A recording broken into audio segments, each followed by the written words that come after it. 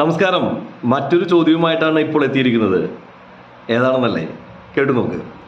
1988 കാലഘട്ടത്തിലാണ് PKR പിള്ള എന്ന PKR പ്രൊഡക്ഷൻസിൻ്റെ നിർമ്മാതാവ്. അദ്ദേഹം 2 സിനിമകൾ, അതും രണ്ടിലും എക്കാലത്തെയും സൂപ്പർ സ്റ്റാറുകളായ മമ്മൂക്കയും ലാലേട്ടനും അഭിനയിച്ചു വരികയാണ്. രണ്ടും കിഡിലോസ്കി സിനിമകളാണ്. രണ്ടിൻ്റെയും ബഡ്ജറ്റ് വൻ ബഡ്ജറ്റിലുള്ളതാണ്. അതുകൊണ്ട് തന്നെ ഒരു സിനിമ അദ്ദേഹത്തിന് ഉപേക്ഷിച്ച് പറ്റൂ എന്നുള്ള ഗത്യന്തരമില്ലാത്തൊരു അവസ്ഥ അദ്ദേഹത്തിന് മേൽ വന്നു ചേർന്നു. അങ്ങനെ അദ്ദേഹം പ്രിയദർശനും മോഹൻലാലും ഒരുമിച്ച ആ ഒരു സിനിമ അദ്ദേഹം ഏറ്റെടുത്തു. ആ സിനിമ പിന്നീട് വൻ വിജയത്തിലേക്കാണ് നടന്നത്. നമുക്കറിയാം ആ സിനിമ ഏതാണെന്നൊക്കെ. ഹിസ്റ്റോറിക്കൽ വിക്ടോറി എന്നൊക്കെ പറയുന്നത് പോലെ അത്രത്തോളം ചരിത്രപരമായ പ്രാധാന്യമുള്ള മലയാള സിനിമയിലെ 1 വർഷത്തോളം പ്രദർശിപ്പിച്ച ആ സിനിമയുടെ പേരാണ് ചിത്രം എന്നത്.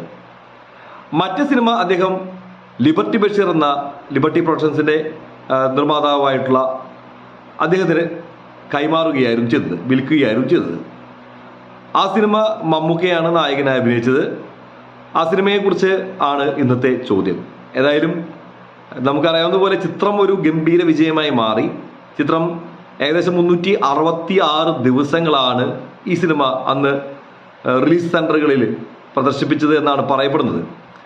1988 ഡിസംബറിൽ വന്ന് 1989 ഡിസംബർ വരെ ഒരു തിയേറ്ററിൽ തന്നെ ഈ ചിത്രം പ്രദർശിപ്പിച്ചു എന്നാണ് റെക്കോർഡുകൾ സൂചിപ്പിക്കുന്നത്.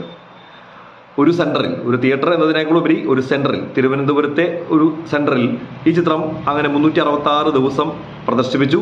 അതിനുശേഷം ആ റെക്കോർഡ് തകർക്കാൻ എക്കാലത്തെയും വലിയ ബ്ലോക്ക് ബസ്റ്റർ ചിത്രമായ ഗോഡ് ഫാദർ എന്ന സിനിമ വേണ്ടി വന്നു. ഗോഡ് ഫാദർ ആകട്ടെ 400-ലധികം ചരിത്രപരമായ വിജയദിനങ്ങളാണ് പ്രദർശിപ്പിച്ചത്.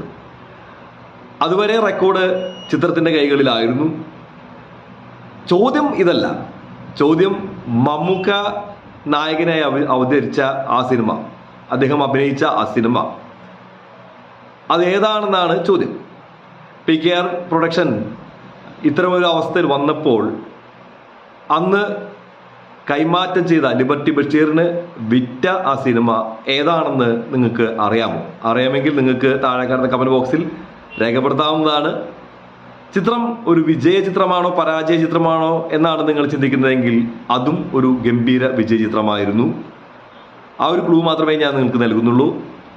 ആ ചിത്രവും മമ്മൂക്കയുടെ കരിയറിൽ തന്നെ ഒരു കിടിലൻ സബ്ജക്റ്റായിരുന്നു, കിടിലൻ വിജയമായിരുന്നു ആ സിനിമ നേടിയെടുത്തത്. നിങ്ങളുടെ ഉത്തരങ്ങൾ അറിയാൻ ഞാൻ ആകാംക്ഷയോടെ കാത്തിരിക്കുകയാണ്. ഈ ശിവരാത്രി ദിനത്തിൽ നിങ്ങൾക്ക് മറ്റൊരു ചോദ്യം നിങ്ങളുടെ മുന്നിലേക്ക്